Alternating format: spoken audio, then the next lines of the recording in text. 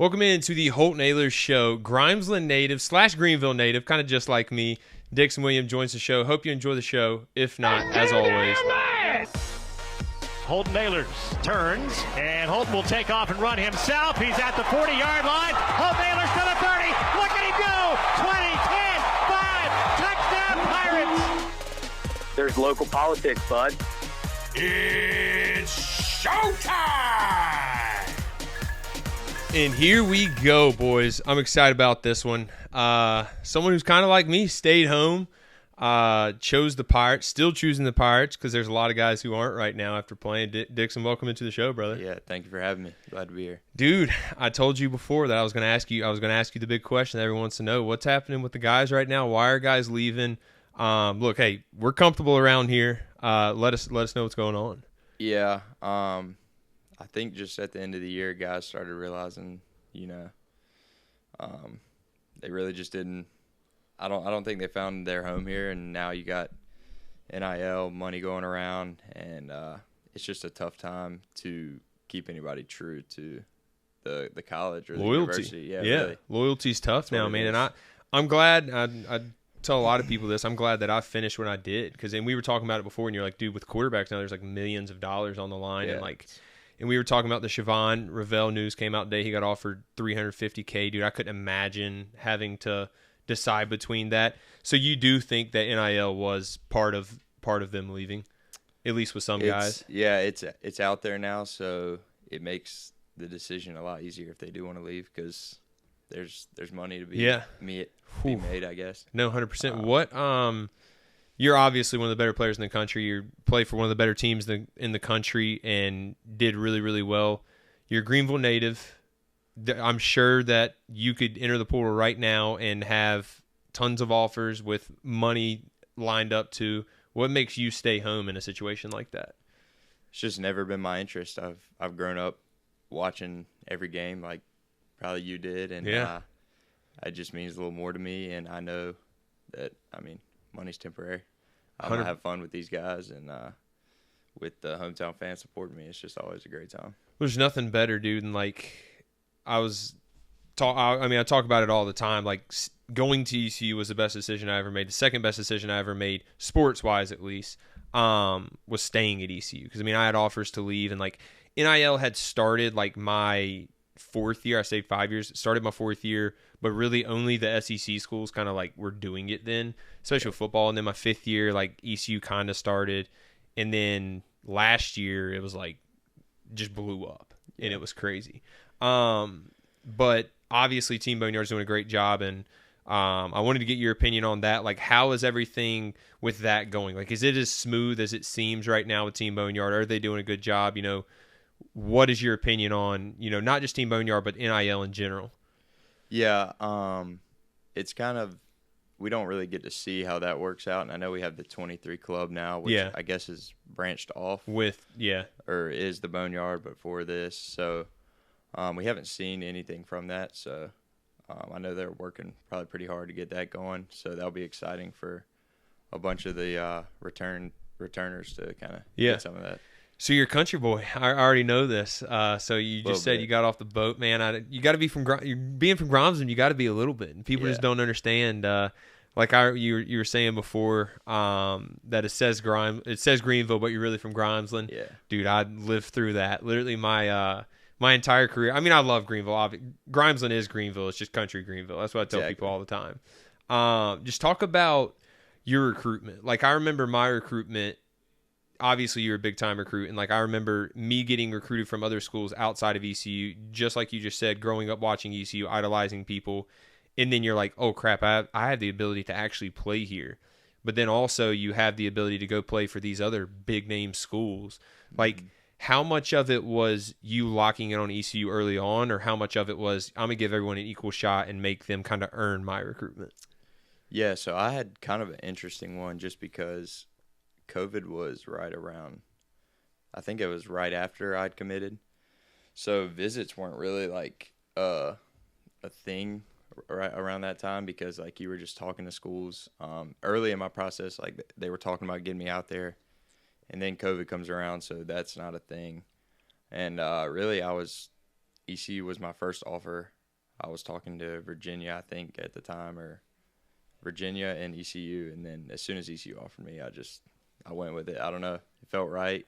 And me and my parents prayed about it, and it was the right decision. Yeah, 100%, dude. It's working out pretty well for you. So you talked about prayed about it. I talked to JJC last week, and he talked about the relationship that he found with God and Jesus through ECU baseball and through this community. Obviously, you're from here, but getting into a culture of ECU baseball where Jesus is talked about and Bible study is a thing and baptism on the field is a thing. How much has that impacted your life?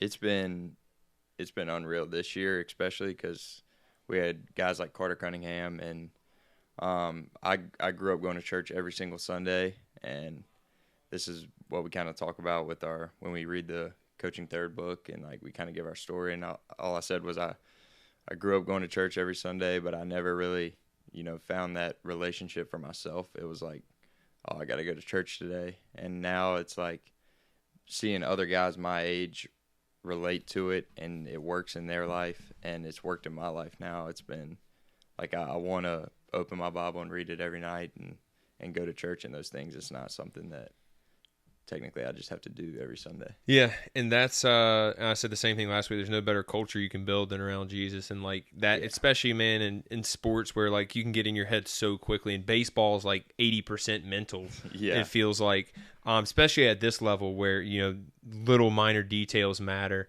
You got to have a foundation, and if the foundation is in sports, in what you play, then it's going to be, when you win, it's going to be great. When you lose, it's going to be tough. And if you have a foundation in God where no matter what happens, you're still the same person, you're still the same guy, like that's it. You can't beat it, and that's what it is. So that's I say that's part of why y'all are winning right now. I mean, I really believe that fully. It takes all the pressure off of you. You're sitting out there and just, God, give me peace, fill me with your Holy Spirit, and when that peace hits you, there's nothing like it, because He just takes control, gives you the strength. And that's like I told everybody, that home run against Wake Forest was not me. It was 100% the Holy Spirit, God. It was it's a crazy moment. I'll never forget that in my life, just because of how I felt. It felt like it was all through my body. It was crazy. Yeah. Dude, I want to shift over because not many people really – I got CJ on next week, CJ Johnson. Okay. And I want to shift over to just – obviously, we've talked about you staying home, and that obviously impacts you, but it also impacts your family. And it impacts them in a way that maybe they didn't realize at first, because, like, I didn't realize at first, and you maybe still not have, as, like, when you do good, they feel it in the community. When you do bad, they feel it in the community. How's that been really for your family? Have they opened up to you about that kind of yet? Yeah, not so much on the negative. They tell me that people are texting them every game about my performance, which is understandable, I guess. But, I've never really thought about that. Hopefully I don't have to hear about it. I'm sure they maybe have gotten some negative ones. I think. But I've never thought about that, actually, until you said that. Well, don't put any pressure on you now that I've said. I think baseball is probably a little bit more different. I mean, I know people care about it, but football is some serious business. Well, people I'm going out there. Over I go. Yeah. You can bat 1 for 3 and have a great game. I go out there and complete 33% of my passes. I didn't have a and good you got game. a week. You only get every week you get to redeem yourself. We're usually playing the next day, so people forget. Yeah, and like, I mean, I didn't know like regional wise, because like you guys are the 1 seed you go into, and I want to get your opinion on that here in a second. Like, people could have said, well, yeah, y'all are supposed to win the regional, but y'all have been way more successful than what football. Even what I went. My best season was 8-5, which for ECU football in the recent history was good, but like, you lose 5. I mean, that's not half your games, but it's pretty dang close. Where like, I mean, it's a little bit different in that aspect. But I mean, I'm sure your brother's killing it. First of all, shout out to him, Aaron. Man, he's I didn't wear my hat today, but you should. Shout out New Blue. I usually wear it every time because he's like, hey, man, he don't ever give me that money. Yeah, when you get him a sponsor the pod next time, I need to reach out to him, dude. I'm sure he'll do that for sure. But man. So what's your summer plans? Let's dive into that a little bit. What are your plans for the summer? You're not playing for the Garden Gnomes, I hope not. No, I'm heading to Rhode Island, Newport City Goals. Okay, I'll be heading Thursday. Leave out Thursday. Yeah. So that league's supposed to be pretty good from the history of it, I suppose, right? And it's supposed to be a pretty good league. Yeah, from what I've been told, it's a good league. Should be competitive and face some good pitching. Dude, baseball is weird because, like, you would think you guys would just go home after. Like, you guys literally just finished the season. There is no, like, you're like, all right, we're shipping you off. It sounds like you're getting shipped off to boarding school, but you're going to play baseball in Rhode Island instead. Like, how is that? Like, when is your rest time for baseball? Really, never? December, Christmas break. That's when we're talking. Dude. Yeah. I mean, you probably dealt with it a little. You were playing football, too, but, like, you know how travel ball is around here. It's year-round. Yeah. It never stops, and it doesn't stop at this level either. Dude, that was one of the reasons why I ended up quitting baseball, was because I was just burnt out, dude. Because, like, I mean, you probably know, but, like, I grew up a baseball guy, and then eventually, like I said, just got burnt out. And I remember, like, Mills, actually, so he pulls me into his class, and we were talking about him. It's the Conley baseball coach for the people who don't know, and he pulled me out of his class going into my sophomore year. Going into my sophomore year, and he's like, hey, the Yankees came and they want to meet with you and your family and blah blah blah. I think you get drafted out of high school. I quit the next day. I was like, dude, I'm not playing baseball. I'm not getting drafted. I'm playing football. But I already had offers by then. Yeah. In football, Bryan Packard. Let's talk about him because I'm sure you grew up watching him. I mean, he was a stud. Yeah. Came to ECU. Pretty much, you're the Bryan Packard of little kids now in Grimesland and Greenville area. Was he a guy you looked up to early on? Yeah, for every game I went to, he was always the guy hitting the home run or doing something cool. And then Lance Martin, who was my hitting coach since level. I was about 10 years old, Pack was always in there, and every time he was in there, Lance would book us together. So we were always hitting, and I would watch his swing, and Lance would just make me watch him. So, yeah, it's always been me watching his swing, and then now he's back at ECU and coaching me. So it's been a cool ride with Pack. How is that relationship? Because, I mean, I know at least for football, like, there's always the young coach, and he's like the cool coach, but also like sometimes might be the smartest coach because he's like, you don't know because he's just starting his career. Right. Is he like, how is he as a coach? Because we know he's a baller as a player. Yeah, no, he's awesome because, like you said, that age gap isn't as far, so he kind of knows what we're going through, and he's figured out a way to get through it, so he helps us get through that. So he's got some great advice. How is stepping into the stadium, a kid from Greenville, when I experienced it, it literally felt like a dream. And even when I still look back, I'm like, dude, it still feels like a dream. Like when you picture it, is it everything you could have imagined? Like when you first stepped out there, how was that? Yeah, it really didn't hit me until the regional this past weekend, because last year we were at Virginia, and that sucks. It's not fun playing a regional away. And after the game, we lost, and I just sat in my car for about an hour, and I just texted my parents. I was like, I hope that moment was like just as cool of a moment for y'all as it was for me, just because everything they've done to get me where I am, because they've sacrificed just as much time, money, everything to get me where I needed to go. And they were just like, I think they were in shock of how cool of a moment it was. Just when you run out there and the place just, I don't know. It's sick. It's unreal. They're just on fire out there and everybody's going crazy. Yeah. It was a special moment. Dude, I'm sure they're at every game. I mean, I know baseball y'all play a lot. I'm sure you have someone in the stands every game, and that is imagine just like think about how many college athletes actually get to experience that. Like their family in the stands every home game. Yeah. Like not many do, and that is like such a blessing that sounds like you realize now, but like that's something I cherish now that I'm done. I'm like, dude, like, because now I'm playing professional ball and my family might get to come to one game a year, and you're going to get to that point eventually where you get to see your family, like you said, you're around now, but like they might only get to see you play one series a year. Mm-hmm. So like that's just something to make sure you cherish, dude, because it's sick. Do they get to make it to away games at all? They get to go That's what I was about to say. I don't think they'll miss a game. They haven't.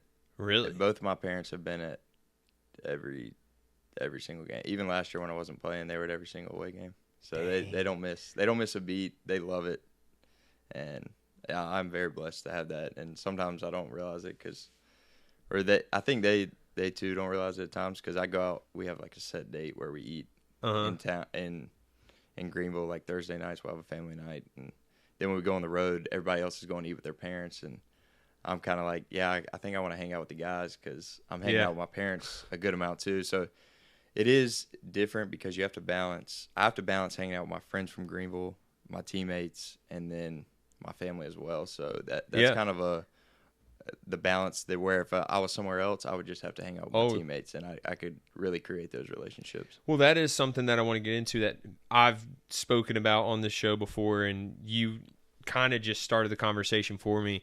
And I'll talk about with CJ next week, who's someone who maybe didn't handle it as well, but like you also don't realize till you get here. Like you think when you commit from Conley, you're going to ECU, like it'll be simple. I'll have the same friends, which that's kind of how I was. I'm sure that's how you are. You probably have a lot of the same friends. You're around the same people. But you also realize there's a lot of pull from a lot of different directions that weren't there in high school because now you're on a bigger stage. Your face is bigger. Yep. You're not a professional yet, but in today's college athletics, you pretty much are.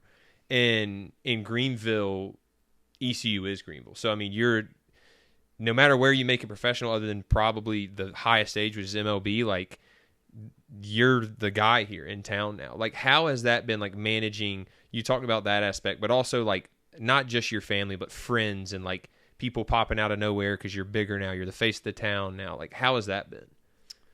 Yeah, I try to approach that with more of, like, I try to be humble about that with that attitude and that aspect of it because it can be taken away from you like that. But it's weird how people reach out that you haven't heard from in years and, kind of just want to hang out. But I try to stick to my like core group of friends and really know who my true friends are because a lot of people today don't have your best interests at heart. 100%. They just, like you said, want that 10, 15 minutes of fame with you or whatever it is, however long it is. So, you got to be careful about that and know who your core group is. 100%. And that's just something that people don't realize. Like, if you're not from Greenville and haven't played for ECU, like, you just don't get it. And, like, CJ Johnson, like, and I'll say to his face next week, but, like, he struggled with that a little bit of pulling guys that he was friends with in high school who didn't go to college, who stayed in the wrong things.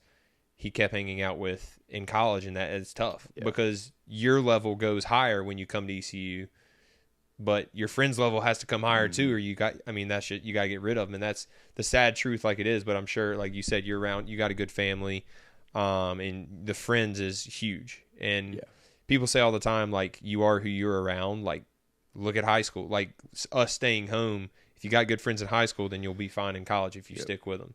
So that's one of those. How does ECU make it to Omaha? You're from Greenville. You know what is being said, that they can't make it. They haven't made it. How do you guys get over the hump and make it to Omaha? I think we do a great job every year just to set ourselves up in that position. And I think when we finally get there, we look ahead. And that's something I noticed here, not last year, but this year. Everybody's like, which we're off social media. Once the regional comes around, like, we get off of that. But everybody is always was talking to me like, hey, like, Wake Forest, that's going to be a big matchup. Like, Chase Burns, Trey Savage. Well, yeah, that was the matchup that happened, but we still had to beat Evansville. And baseball is the craziest game, especially around that time, because everybody's freaking good. It don't matter where they're coming from. That team was loaded, and you see their conference isn't great or whatever. But I think just the mindset of we're playing this team today, not this team tomorrow. And they got whoever they have, it doesn't matter. And we showed that it didn't matter because that game got hyped up all week. So that's all everybody was looking forward to, where we should have been looking forward to, I think, just the next game. Like, it's that game, not the other one. Well, it's very easy to do that. It is. Yeah, when you see a big name like Chase Burns, Trey Savage, like, yeah, we're the 1 and 2 seed, and we should have gone out there and won, but we didn't. They didn't, and then you still get the matchup, but the 1 and 2 seed both get upset in the first round of the regional. So it's tough to navigate because you don't know when you're going to get hot in baseball. You don't know when a team is going to start clicking at the right time, or there's so much that goes into it other than who you have on your team. Oh, 100%. You're this kind of last question, then I'll let you go, and it's not even really that a question that much. I mean, it kind of is, but you're taking the step now from, this is your first year, like, full-time starting, to you're one of the key returners. You're going to be one of the key leaders. And it kind of goes along with the Omaha question, but how are you going to lead this team? How are you going to take that next step, as a leader, as a player, to step into that role, especially with guys leaving too? Like, you're one of the main key guys that this team's going to be built around to take you guys to Omaha. How are you going to, step into that role? Yeah, so in my exit meeting, that's something that was brought up. Like, obviously Carter Cunningham was a great leader, but they're like, take what he did good and what you liked from it, but don't try to be anybody as a leader. Like, lead with your passion and emotion that comes from within me and how I feel about the game, and let it speak to the other guys. And yeah, there's that, fine line where you got to know what to say to certain people and how to talk to certain people, because some people can't handle what you're about to say and some people can. But I think really just what I feel at the moment, just letting the guys know about it and letting them freely talk about how they're feeling too. And I think that's something we can do with the younger guys too, just to make them really feel like they fit in here with the culture, because it's a culture, and that's what we're trying to build here. We're not trying to build the highest paid team or whatever. So I think that's just really what it's going to take, just pouring into those younger guys. Yeah, dude, I think like leadership, in fact, I know leadership, and that's something that I kind of learned later in my career, is like getting people to follow you or buy into the culture and learning how they learn that. And like some guys, like with receivers, for example, like CJ was a guy like I could go talk to right away, because he was an emotional guy. I was an emotional guy. I could go talk to him right away. Like if we were miscommunicating on something, I'd go straight to his face and talk to him. And there'd be other guys like Isaiah Winstead. He was here my senior year. Like, he'd be a guy where if something was something happened during a play, I would have to wait and let him calm down and let me calm down to go talk. So like, I think leadership is, as you're taking this next step, is like figuring out how everyone clicks, because not everyone clicks together, and figuring out how they click and then use that to make the team as good as possible. Right. Yeah. Finding those guys that, like you're saying, you could get to CJ, but maybe somebody else could get to Isaiah. You got to find the guys who can get to those guys to kind of get the message through. Yeah. Because everybody's different. They take things different ways, and so. Yeah. Well, dude, appreciate you joining. I know you're busy this summer, so good luck in summer ball. Keep repping Greenville. Keep repping Conley, and we'll get you on soon. Sounds good. Appreciate it. That Dixon Williams interview was brought to you by Anson Belt. Talking about a true pirate. Dixon's a true pirate. So is Anson Belt. Go to ansonbelt.com. 10,000 combinations of micro-adjustable holeless belts. It's wedding season. I went to a wedding the other day, and I rocked my Anson Belt, and boy, did it look good. I got some compliments on it, and looking better than ever. So I will never be wearing another belt in my lifetime other than an Anson Belt. Shout out to them, ansonbelt.com. Also, look at this furniture. Shout out Bostic Sugg for the chairs to support the pod. We appreciate those guys. Britt Laffenhaus is one of the best guys in Greenville. Actually got to spend some time with him. He was at a furniture convention down in Arlington, Texas, and we got to go to a Rangers game. Got to show him a little bit of Texas live, which I would recommend to everyone. So shout out to Bostic Sugg. Go check out them, and no one better than Britt Laffenhaus.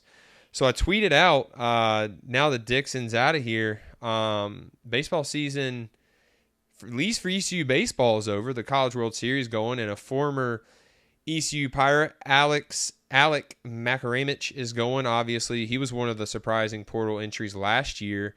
Caught some backlash, and do I agree that he left? I just talked to Dixon about it off air. No, I don't agree that he left, but worked out for him. He's going to Omaha. Pirates ain't. So, do I support him? I support him just because I know how hard it is to be a college athlete. I understand that being a successful one at multiple universities is as hard as it gets. It's already hard to be a successful player at one university. Better yet, be successful at one, have the balls to go enter the portal and go somewhere else, especially a rival an hour and a half down the road, and have to play in Greenville later that year. And it paid off for him. And look, let's be honest. The guy that was just sitting right there was the guy who took his spot and played really, really well last year. So I think it was a win-win for both parties involved, NC State, Alec Makaramich, and ECU and Dixon Williams, because you got the hometown kid playing third base now. He had a really, really good year. He's going to be the leaders, kind of the face of the program going forward. There's very few win-win in sports, but that might have been one of the win-win in sports. But with ECU baseball being done with, that means ECU football is right around the corner, and boy, the expectations seem to be high.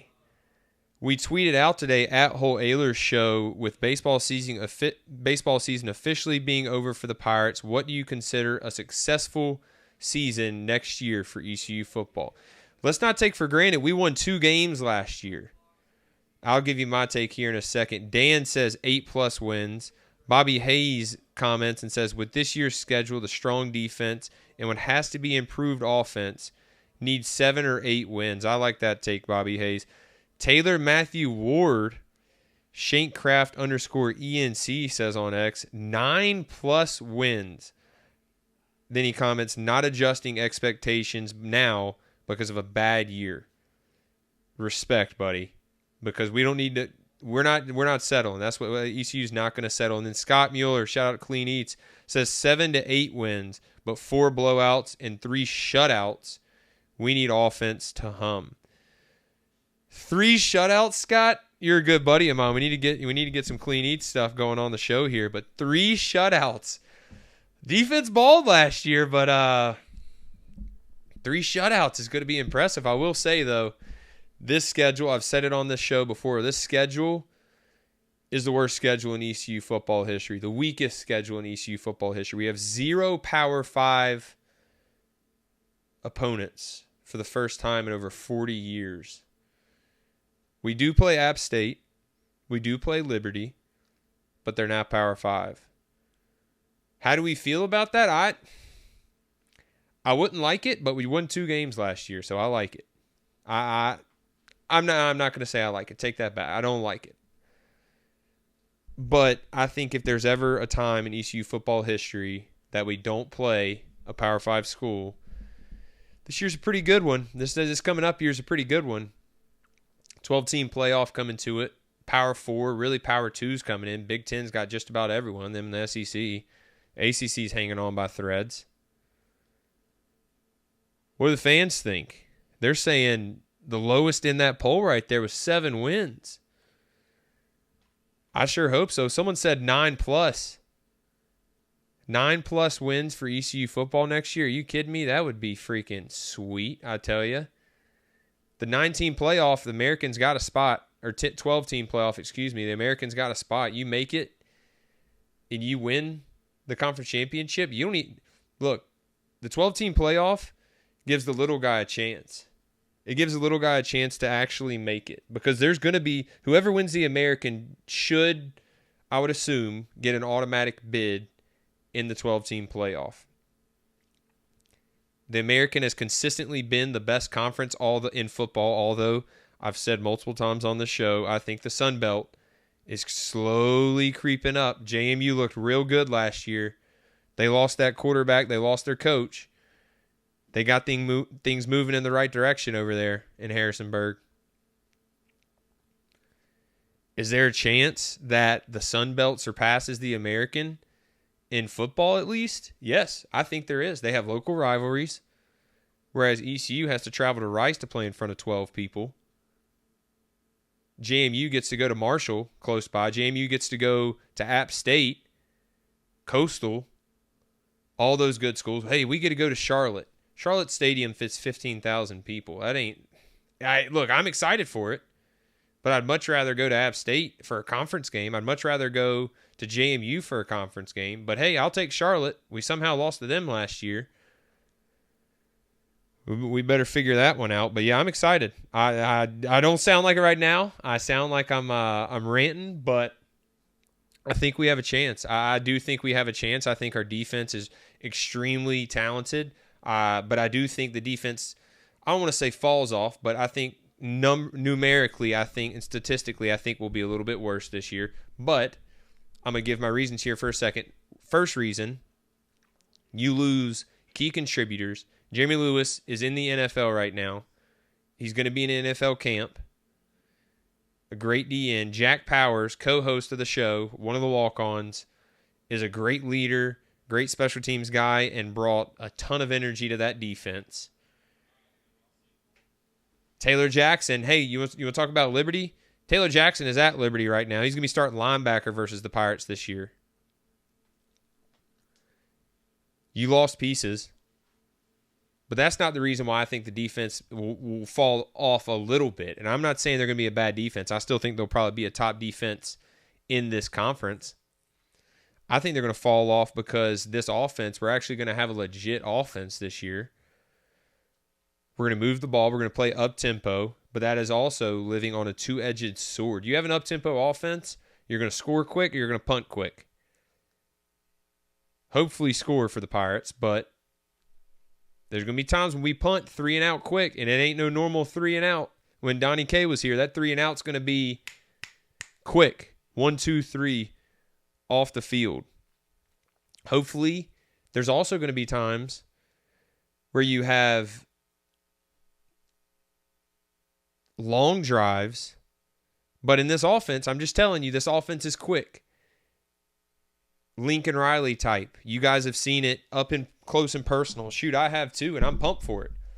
Every Pirate fan in America, I think every college football fan in America wants the offense that ECU runs. Up-tempo, exciting to watch, doesn't need all the best talent, can go out there and out-scheme you. Look, the vertical choice, which is what ECU will install, and already has installed and showed it during the spring game, is a tough thing to stop, man.